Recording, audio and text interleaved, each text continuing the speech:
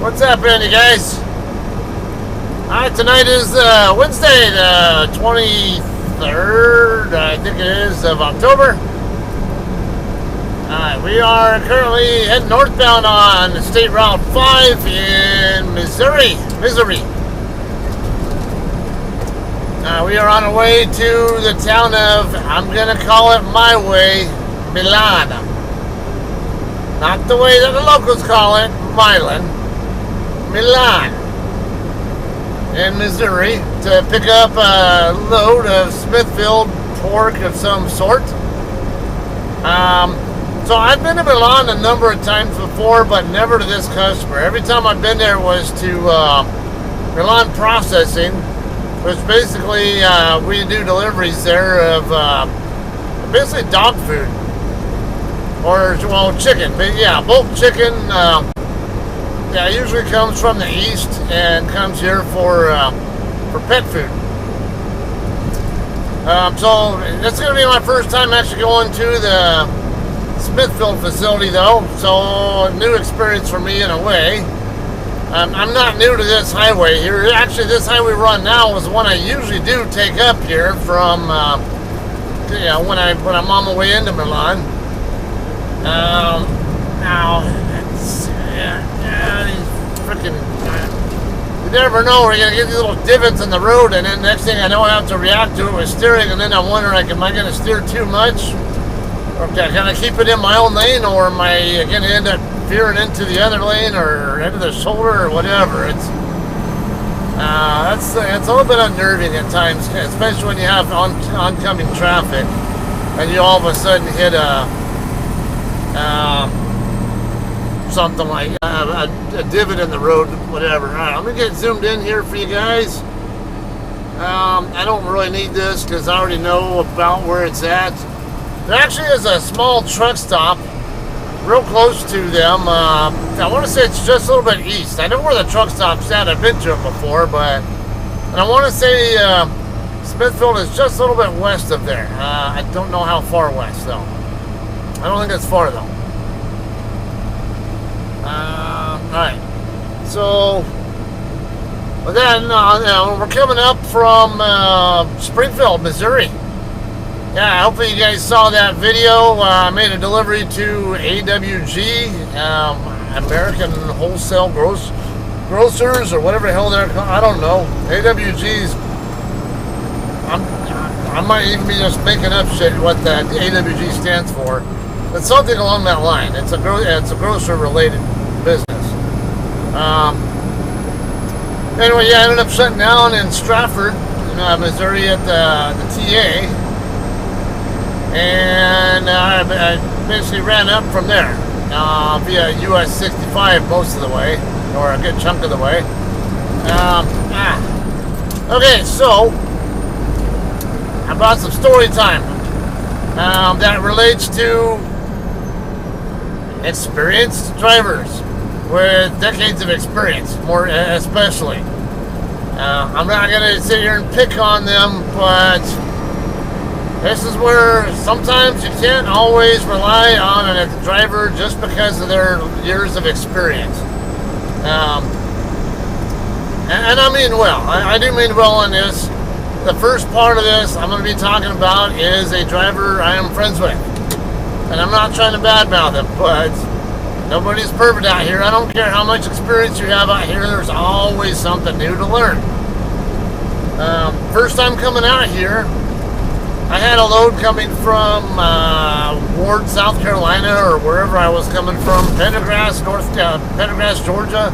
I don't know. It was a chicken load from, a bulk chicken load from somewhere in the east, coming here to Milan. I want to say it was Pendergrass, actually, Georgia. And okay, so I ended up taking that load after the planner needed help finding somebody to cover it because he couldn't find it. Everybody was asking if they would take it, whereas rejecting it. For whatever the reasons. And the last person he had asked about it was someone from Colorado Springs, of all places, saying that they were expecting snow up here on that particular night. And they felt that driving in those conditions was beyond their skill level. I'm like, are you freaking kidding me? You're from Colorado Springs, and you don't feel comfortable driving in snow. What the hell is wrong with this picture here? How do you make it at all in Colorado Springs not driving in snow? I mean, I don't get that. But anyway, beside the point there. Now, I took the load. I was like, I don't really give a shit. I don't care if I end up getting into snowy conditions up here. And I had reason to think that I might possibly beat the snow anyway, based on the forecasts I was seeing. So I do my trip planning, weather planning. It helps. Anyway, I'm on my way out this way, coming across, I want to say I-64. Might have been on I-70 by then, from St. Louis, heading across over toward Columbia. And I talked to this friend of mine who's a 6 million miler. It turns out he's on his way over here too. And he was up ahead of me, but he was actually stopped in Kingdom City getting some kind of maintenance work done over there at the Petro in Kingdom City, which is a little over 100 miles, 120 or so miles west of, or is it? Something like that, of St. Louis. And, so we're chit-chatting and we're trying to compare notes on, like, well, which route are you going to take into there? So I had thoughts on coming this way right off the bat. From what I saw on the map, everything I saw, because both this route and I can't remember if it was 125 or 129, whatever that route is to the east of us, that also comes north. I like this route better, at least on the map. So I was really favoring this way. But then I was talking to him, and remember, he's been doing this for 40 plus years. So I'm thinking, and he was saying that he was going to take the other route, and it sounded like he had experience with that route before. And it's like, oh, okay, yeah, I'll give it a try. I was like, but at the same time, just based on what I see on the map, I was kind of liking this way better than the other way.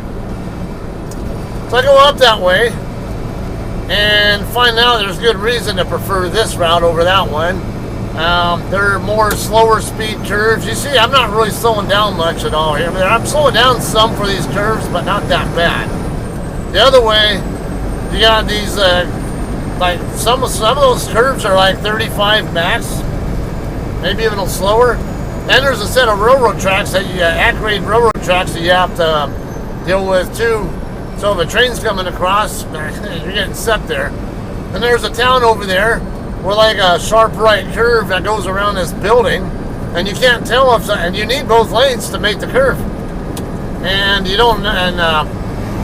can't see around the building to see if anyone's coming. Well, I mean, I was doing it at night, so I was able to see if anybody's headlight aura was coming, and it wasn't anything of that sort. But during the daytime, when you don't get headlight auras to work with, it's harder to tell if someone's coming around that curve. So I'm glad I had that. And then I get up there we'll just say where I'm getting. I think there was a couple of left turns I had to make. That's all I can remember. One of the left turns, I accidentally overshot it because I thought I was having to go a little bit further up. I thought I was going directly onto Highway C. But I think there was another turn I had to make before that to stay on the route I was already on before I got to Highway C. And anyway, when I'm looking over there at the road that I really needed, I saw that it was like full of snow. Like, I don't know, like about a football field length of roadway completely covered in like powdered snow. So, and then I had just started to get snowed on as well, not long before that. And then I go across, going across Highway C or whatever, and there's all these ravines and stuff. You go down and back up, down and back up, and on top of that, it's snowing. The road's wet, and I got a 40,000 pound load. So now I'm like, oh shit, what do I do here? Because if I go too slow with that kind of load, if it's icy going back up, I'm not going to make it up. I'll start spinning tires and lose momentum and can't get to the top. But if I go too fast down the downhill part, if I slip, yeah, there's a better chance that it's not going to end up pretty. And then there was, but I ended up making it through there. And then there was another one of those ravines that had a lower speed bridge for trucks. I think you had to limit yourself to like 15 or 25 miles an hour to go across above a certain weight. And so that that had me a little concerned too, but I made it up that no problem, without a problem. Ended up making it to Milan, but then the next time I come into here, I come up Highway 5 and like, man, I should have gone with my own instinct and come up through Highway 5 the first time, because that's the same way I was already wanting to go in the first place, and I found out I like this way better. It's not it's not the greatest in the world, but it's definitely better than that other route. So here's another. So something else here with experienced drivers I've figured out. They are great for history lessons. If you want to get all this, like all these great stories about how things progressed in trucking, like how the industry evolved in different ways from one thing to another, they're great for that. Because they lived through it.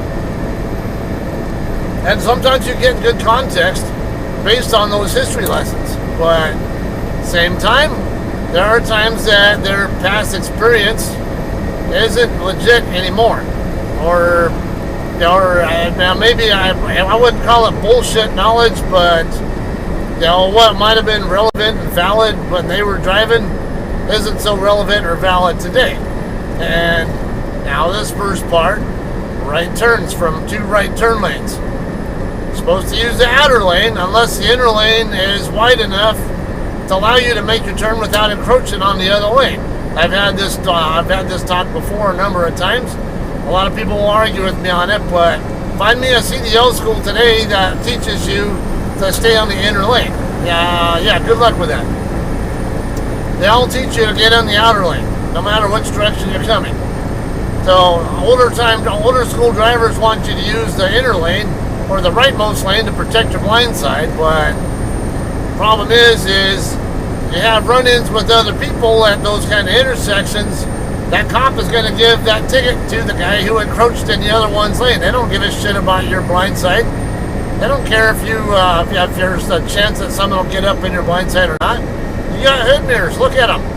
Remember, you don't. Well, I have hood mirrors. A lot of the trucks didn't back in the day, but you still got those. You can tell if someone's over there. So pay attention. It sounds. To me, that's bullshit. And might have been valid or what everyone taught it that back in the time. But then also keep in mind, back in those days, they didn't have CDL schools. A lot of those drivers didn't get CDLs from going to CDL schools. Even most of the states, when I got my CDL, did not require drivers to go to an actual certified CDL school in order to get their CDL. Nowadays, most of the states, I believe, require it. I don't know about all of them, but there were a good number that did not when I got my CDL 8.5 years ago. And I know a number of states have actually added that as a requirement since then. So that's another one. Here's another one. Sliding tandems. I got taught by my trainer, who was a really good trainer, by the way. He had 20 years of experience at the time. When sliding tandems, he said every hole is 250 pounds per hole.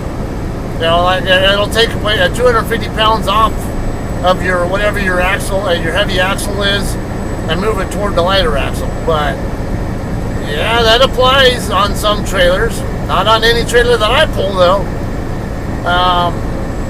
So here's the thing: there are some trailers with drive-in and reefer trailers, at least. Some will have 4-inch hole pattern. The holes that are on the slide rail are spaced 4 inches apart, and there are others that are spaced 6 inches apart. Now, every trailer that I've ever pulled for JCT and Hirschbach has always been a 6-inch hole trailer. And with a 6-inch pattern, don't be using 250 pounds per hole. You're gonna, if you don't have much to move, it's okay. You're probably not gonna have any problems. But if you have to move a little bit more, better chance you're gonna overshoot what you want to do, and then you're gonna find yourself coming back a hole or two because you found out you went too far. Yeah, because anyway, so my trainer wasn't, and he never told me what the weight was for, like if you have a 6-inch pattern. I don't even know that he knew that there were 6-inch patterns. I figured that out on my own after I was off his truck, and yeah, because I kept noticing, why do these, for one, why am I having these, sometimes having the weights like seem a little erratic with the moves, even though I'm following that rule. And then I kept seeing visually, like, why does this hole pattern look different than the last trailer I had or something? Because remember, I got my CDL through Cedar, England, and their trailers have they're kind of a mix between 4-inch and 6-inch hole pattern from at least when I was with them. I don't know how they are now, but that's how they used to be. And then here's another thing with the experience again. I kept talking about this in Cedar England Facebook group back in the day. Or actually, I'm still in that group today, even though I haven't driven for them in 6-7 years. But all right, so this station right here is that's the truck stop that I was talking about. We're gonna make this turn right here, right before it. Okay, well, anyway, there's this guy in the group there who apparently actually manufactured the trailers. I mean, he had just put them together or whatever. And he kept saying, man, I've been building these trailers for blah, blah, blah, whatever, how many years. And like, I've never seen a trailer with 6-inch hole pattern. I'm like, well, and he said he even worked for, he built the Hyundai trailers, which was common to see at Cedar England. I think he even said he had experience with like Great Dane or whatever. So I'm like, how do you not know that they make 6-inch hole patterns in? Because like I even showed him a picture of what a 4-inch pattern and a 6-inch pattern looks like, and and mentioned how they're very common to see on both. Do not pass, something like that. Okay. So I'm due to pick up anytime tonight, anytime before midnight. I don't know if the load will be ready yet, but we'll at least get checked in.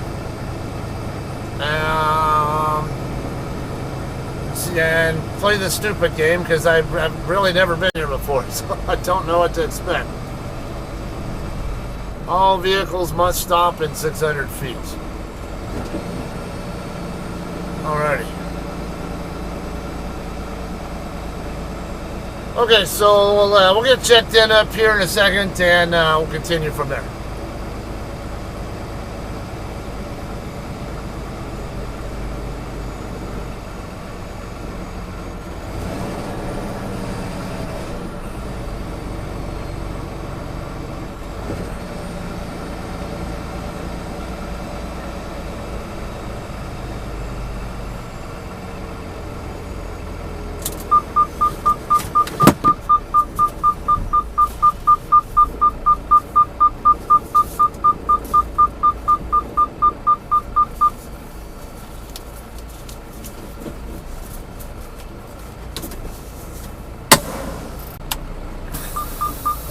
Alright guys, so we're checked in here, pretty quick and easy here.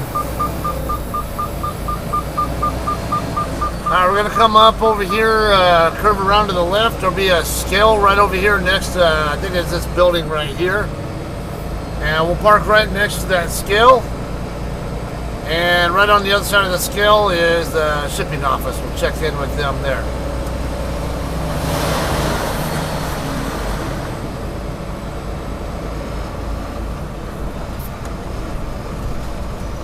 Not a very wide area here to work with. So it kind of seems like I kind of feel like I'll be in the way if I'm parked right here by this scale. Like what if a shag driver wants to come through with the trailer or something, and Am I gonna make it a challenge or something?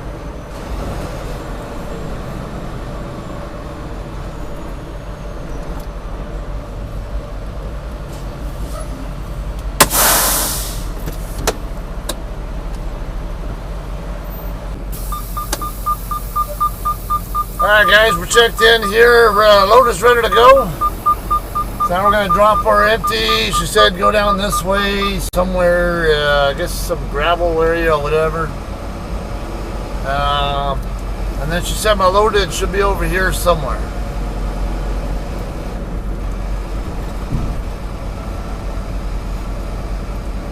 Alright, so let's see.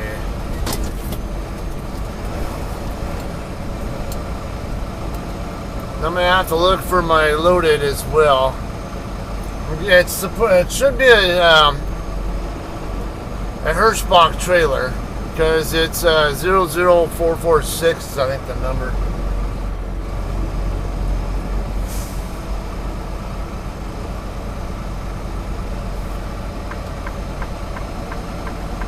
Okay, it's I guess coming around through here. See.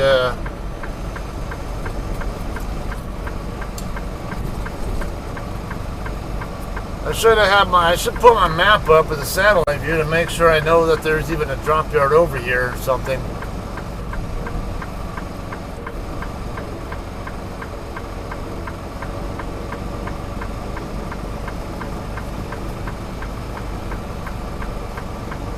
Helps give me a lot of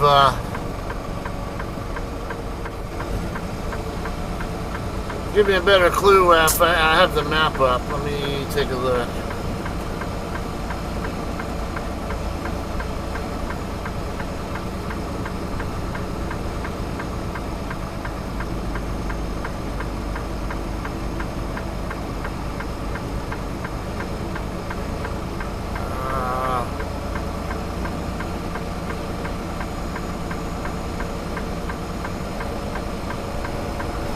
I'm guessing it might be the one down there toward the south. I don't know.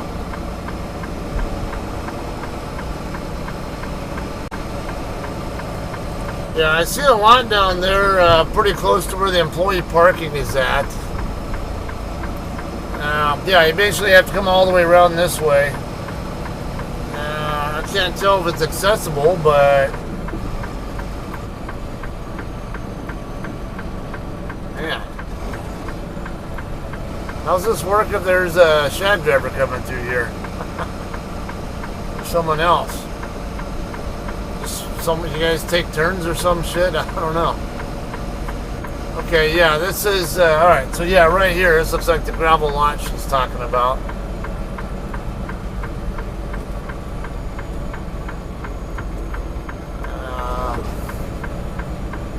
Let me check this over here. Go across this scale here.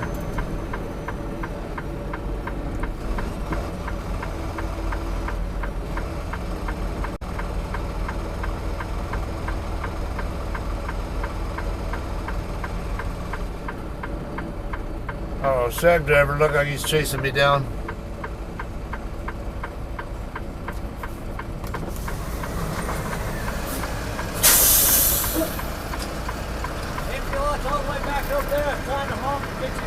Ah, yeah, she was saying something about some gravel. Right past it. Right where I was backed up to the dock there, right past me, there's a little gravel section right there, and that's where the end lot is. Oh. Keep on going back around, just go right back through that gate again, and I'll be over there to show you. Oh, okay. Appreciate it.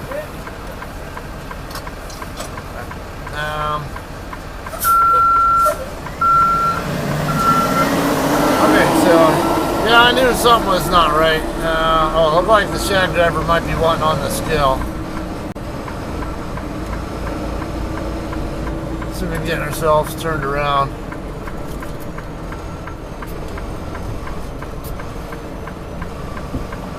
Oh, okay. Alright, I think I understand now. So you can exit out this way. I remember seeing like a pickup or somebody over here. Yeah, I basically circled back around over the guard shack, and he said he'll meet me over where he wants me to put it. So,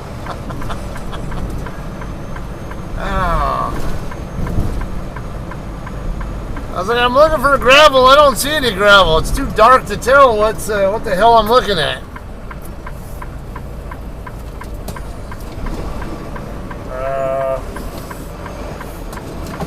Is this right? Yeah, I think.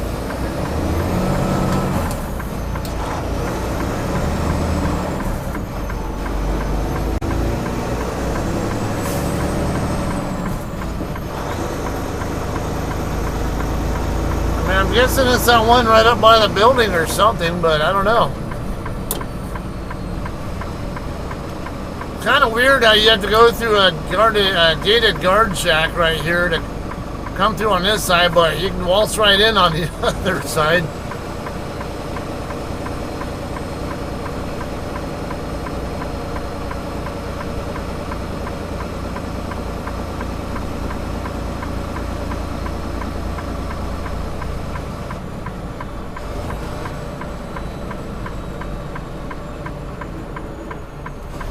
Alright, let's figure it out. Let's let him know what I screwed up here.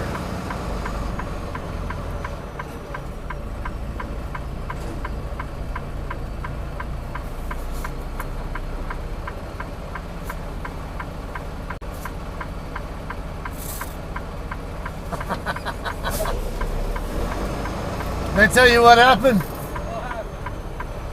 Okay, she told me to drop my empty in some gravel lot. It's too dark. I can't find any gravel anywhere. Oh, it's just that line of trailers back there. It's that. Yeah. Well, it's just. I go on the satellite and I see that that area of trailers way over there by that other scale, and I figured that must be it. And then the shack driver chased me down, and it's just that line of trailers down there. I don't know why they call it a gravel lot. All right, so it's actually asphalt then. It's just like a road. Figure, yeah, it sounded like it was right by where I saw the shack driver pulling the trailer out earlier. Thanks. Oh man, good time here at least. All right, now let's find this shack driver and put it wherever he wants us to put it.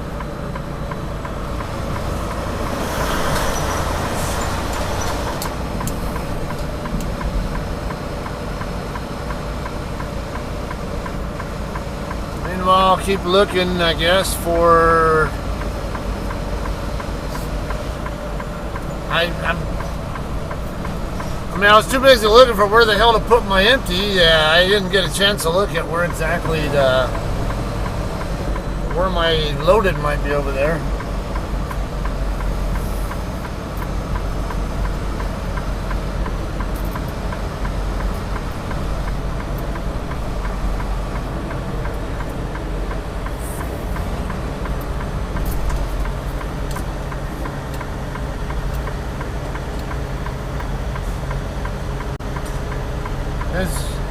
Is right here where I need to drop my empty?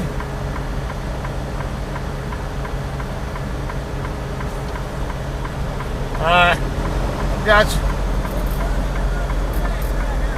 I appreciate it. Yeah, it's so dark here. My first time here, I couldn't tell that this was even was even gravel. Just the first 8 docks. Right past it, it's double stack trailer lot, and that's where it goes.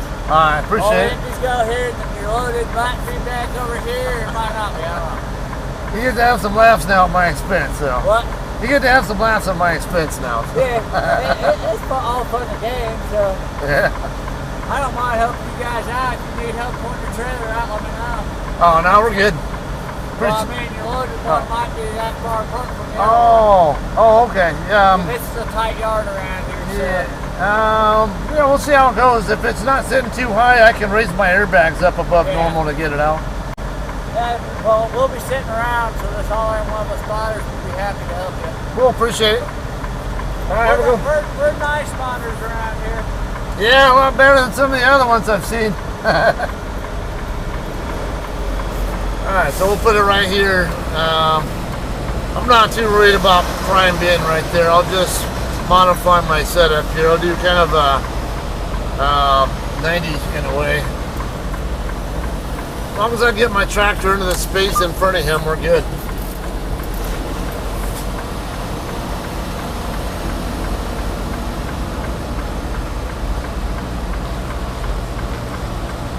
Would have rather been a little bit further in, but I couldn't tell where exactly the back of the trailer was in relation to the one I want to park next to. Okay. Getting better, fairly well positioned there, but I need better rotation in the other direction.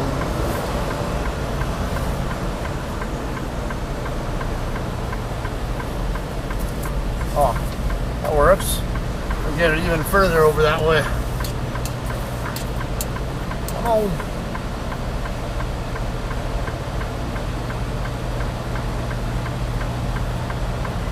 That should be good. Oops. Forgot to get back in the yard move. Alright guys, let's get disconnected and find her loaded. Alright. Yeah, should be unhooked. Sounded like it.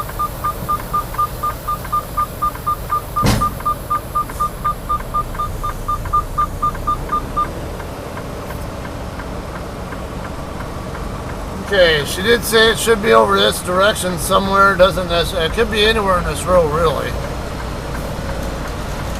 That can't be. Yeah, he did say it was tight, so I might need help getting it out of there, but we'll see what we can do with it, because I do have the air ride suspension that can raise up above normal to get it.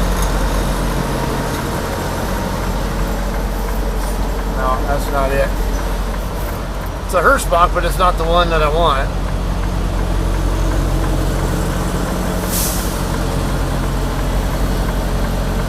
.00446, if I remember right.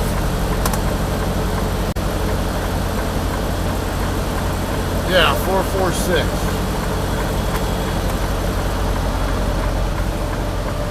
Good number of Hirschbach and JCTs here. Just not seeing the one that I want yet.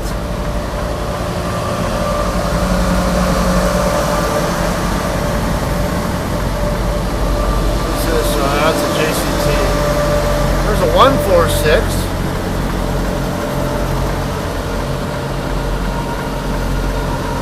Holy shit, that is close. Oh man. I don't know if that's mine, but let me back up and show you.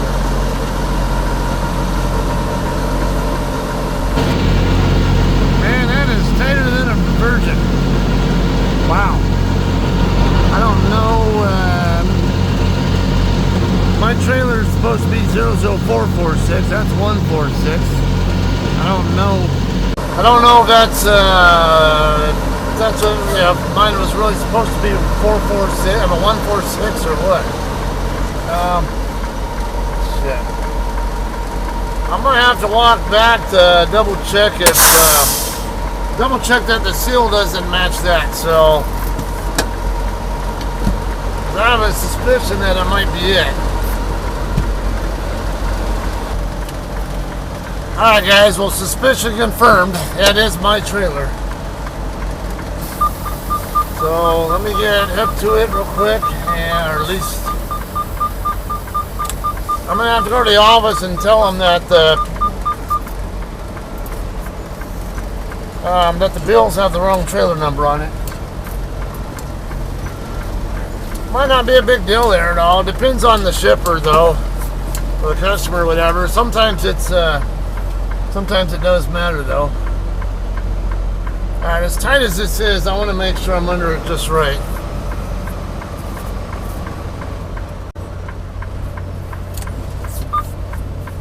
Because I'm going to need to bias it in that direction.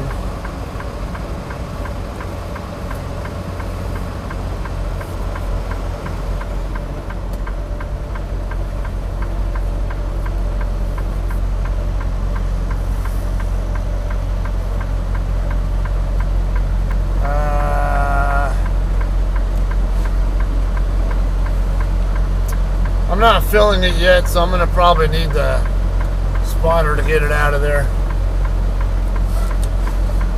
Let me see.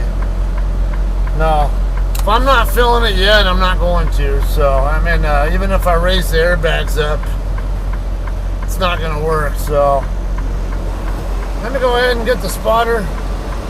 We'll get out of the way first, and then I'll let the spotter know I'm gonna need help getting it out of there. And also point out to the office that that paperwork has the wrong trailer number. Be back in a minute. Alright guys, we got it hooked, got it out now. The spotter helped get it out of there. So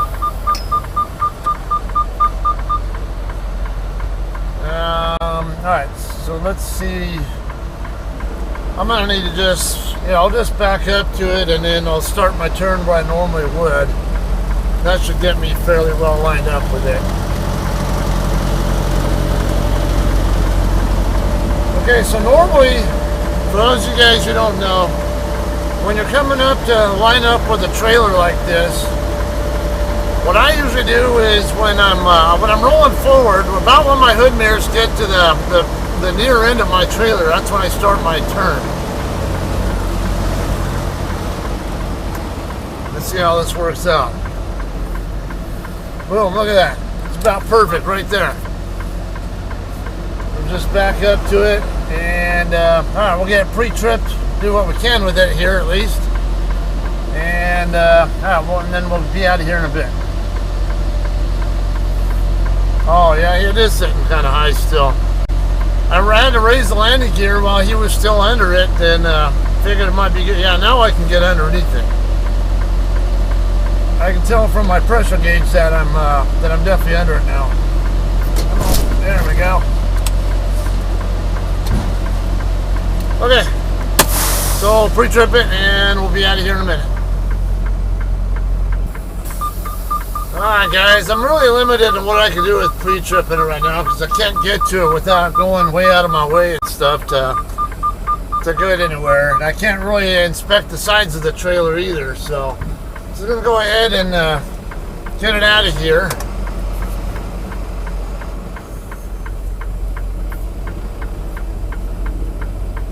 Alright, looks like we're good. Gotta make sure it was tilt switch, because I know we tend to have those little flares on the sides of our trailers. So I was concerned about. I couldn't even tell where my tandems were at. I don't know if they're. I don't know if they're all the way back or California hole or what. Or all the way up. I'm gonna go ahead and take a quick look, because I just couldn't tell. It's I couldn't even get between the two trailers. Alright, so I'm going to see if we can try to use this scale here before we leave, because it is a heavy load. I gotta wait on this guy to go by first. I think he's waiting on the other guy to get docked in. Oh, it looks like there might be enough room there for me.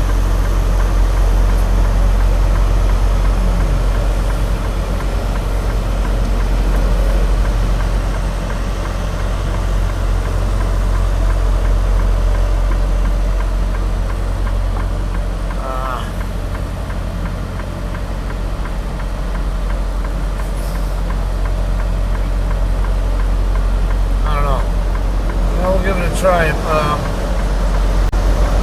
I'm not sure what this guy has going on, but it looks like there's room.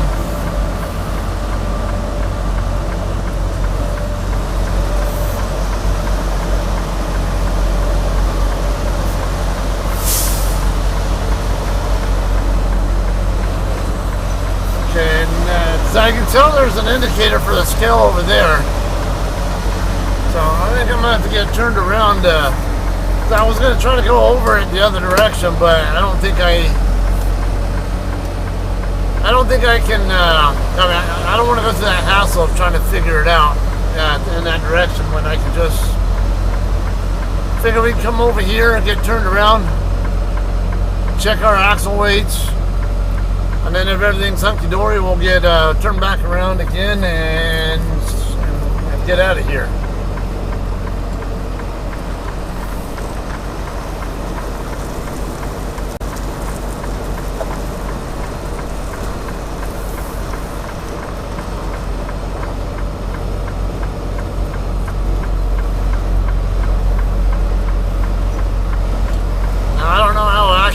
skill is, but we can still give it a try. Get us in the ballpark and see what we're working with. Because the nearest Catskill is not going to be anywhere near here.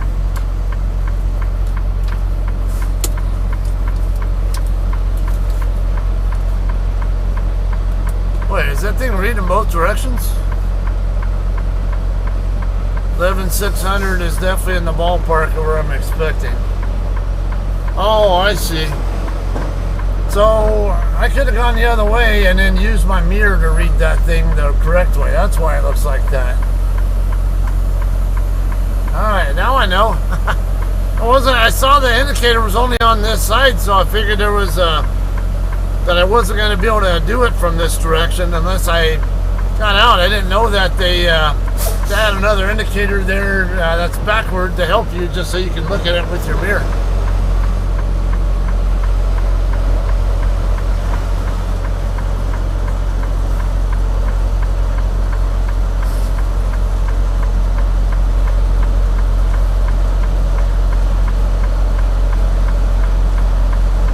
Alright, looks like 77,640. Puts us at 33,500 or so on the tandems, and a little bit less than 33, 32.5-ish or whatever on the drive. So looks like we're good to go. I will call it good.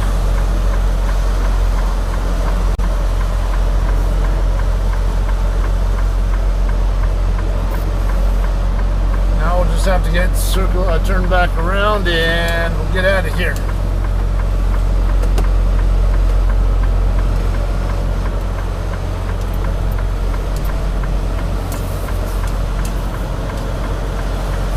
Okay, we'll do a teardrop turn here.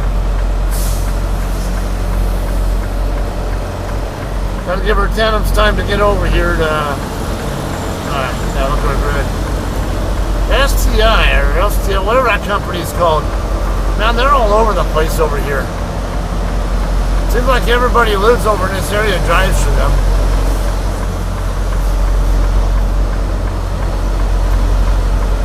Alright, so we'll get out of here and let you know where we're heading to. This load is going to Omaha. Carl, your neck of the woods, of course you'll probably know way before then, because I'm going to be giving you a call here in a minute, after I'm done probably. It's due tomorrow morning at 5 a.m. I do tentatively plan to vlog it, because I've never been to that customer before. Don't ask me the name of it, I don't know. I saw the name, but it's some hyphenated name, some area not too far, fairly close, just west of US 75 and south of I-80. It's about all I can tell you. So that's where we'll be going with it next. And then after that, I have another pre-plan right after that. So we'll have some more for you on the next one. All right. You'll have a great day. We'll see you then.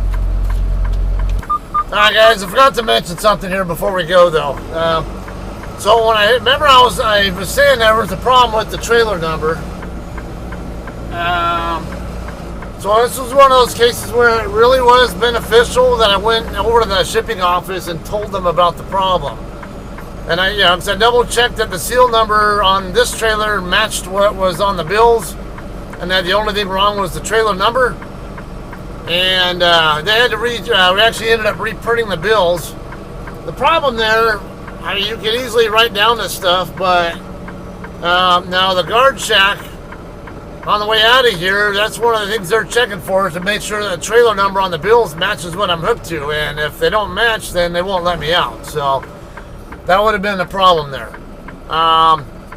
Some of the shippers, they're not going to make a big deal out of it, and they'll just maybe pencil through it, a line through it, and put the correct one in or something simple like that. But their system here, they have an electronic system, whatever, a computer-based system, and they actually want to make sure that it matches. So absolutely good that I checked on that. I had that happen once before at the Tyson plant in Carthage, Texas. where they told me it was trailer 5382, for example, or 5370. And I'm like, I've never seen a 53 series trailer with at that particular time. Turned out it was 5800. And what happened was, because the loader, they don't see the trailer number on the outside. They go inside from inside the warehouse, and they'll see on the right side wall there near the back what the trailer number is. And if it's faded there like it was on that one, they might get the trailer number wrong. Or in this case, I don't know. There might be something on there that gave them the impression it was a 4 and not a 1. So I'll find out when I get to Omaha that it's supposed to be a live load anyway, or live unload. Anyway, I'm going to go ahead and call this one. I'll get out of here with this, and because I got to do send all my departure stuff and all that. All right. Otherwise, we'll see you guys in Omaha. All right. Have a good night.